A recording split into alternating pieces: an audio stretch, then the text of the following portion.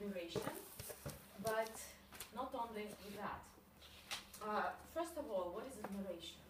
What kind of people I admire? I admire people who did something courageous, especially courageous, strong-willed, wise, outstanding, some action or behavior like that. For example, I admire Nelson Mandela for not giving up his policy, even at the threat of decades, of, to be exact, 27 years in prison. Or I admire Mahatma Gandhi and Martin Luther King for their struggle against injustice, even despite the mortal danger.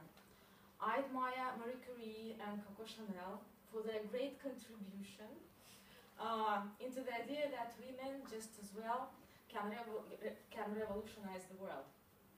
But I admire them and I understand them. I understand their motivations and implications and reasons. And I can imagine, so I think that in exceptional circumstances, I would do the same. Or at least if I had their talents and abilities and their charisma, their intelligence, I would do the same.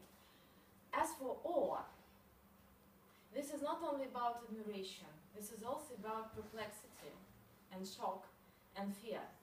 Because when I feel awe for the person, I can't understand his motivation. And I can't possibly imagine myself in his or her place. And even if I could, even if I can, I don't want to think about that because I cannot bear the fear of this thought. I will give you a number of examples which are completely different but have this about them. First one is about my friend. Her name was Anna, and that was a kind of moderate and domestic everyday awe, but that was it.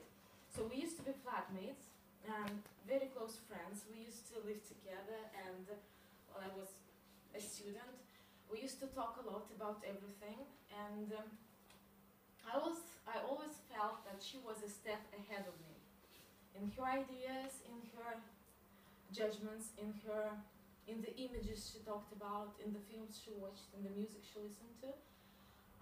Now I have caught up with some of her ideas, and some of them are still beyond me. And once she, well, just an example, once she told me a thing, that the mankind had done so many dreadful things to each other and to the world that she thought we didn't deserve living. At that time, her words I resented her words. But later, after I'd read about all kinds of violence and about Nazism, about ISIS, about people killing other people, people killing children, now I understand that. Well, I understand what she meant. And she said that when she was 20. I wish I could talk to her now. Well, now that I'm more tolerant, wiser, more open-minded, but tragically she died several years ago. And that was terrible. That was a sudden death, unexpected. And that was totally beyond my understanding of reality, and it adds up to my awe for her. Another example, of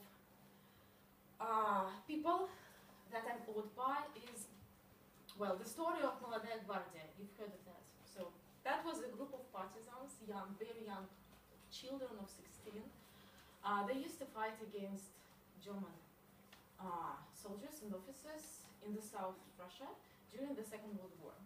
And I once read an article about this organization. It was disclosed, and many members were arrested, tortured, and then killed. And I was reading a dry enumeration of all the injuries, brutal injuries, cuts and burns and breaks that these people had. And I was terribly, extremely terrified at what these children had to suffer. And I couldn't possibly imagine how can a person and a young person endure all the suffering. And it seemed, at first it seemed so unnatural that I even thought that they shouldn't have done that. They should have told all the secrets, because it shouldn't be so. Now it's changed. Now I think different. I think, well, it was natural for them. It was just the nature that is strange to me and vague to me. And the last example. This story actually brought up the topic.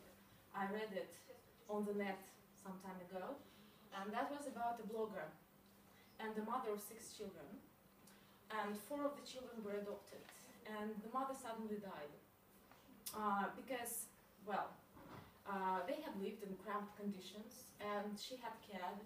Well, the only thing she had cared about was her children, and she blatantly neglected her own health, and that's it.